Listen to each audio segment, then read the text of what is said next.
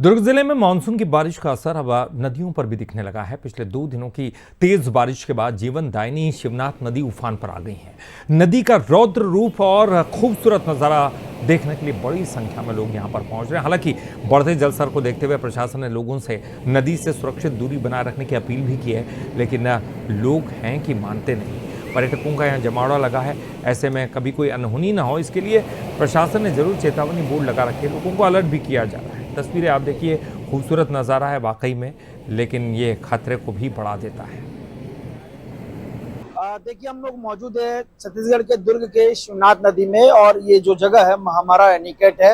वैसे तो ये साल जुलाई में काफी कम बारिश हुआ, क्योंकि जो मानसून है कहीं ना कहीं थोड़ी सी बेरुखी सी दिखा रही थी, लेकिन अंत होते तक अच्छी बारिश हुई और इसके बाद जो आज जो है शिवनाथ नदी पूरे तरीके से अपने उफान पर है। ये महामारा एनीकट से लगभग 150 मीटर इसकी दूरी है, जहां पर पानी का अच्छा खासा फ्लो आप देख रहे हैं।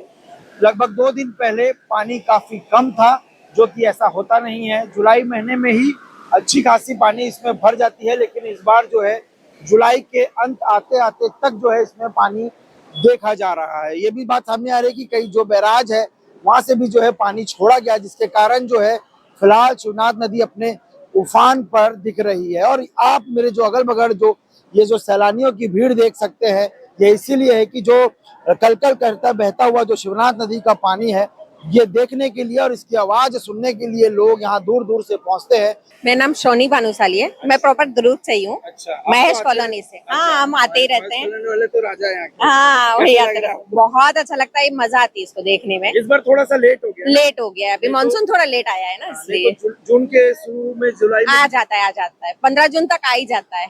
ऐसा है। मेरे हस्बैंड है। हस्बैंड को देख के गाना सुना दो अगर आता है तो।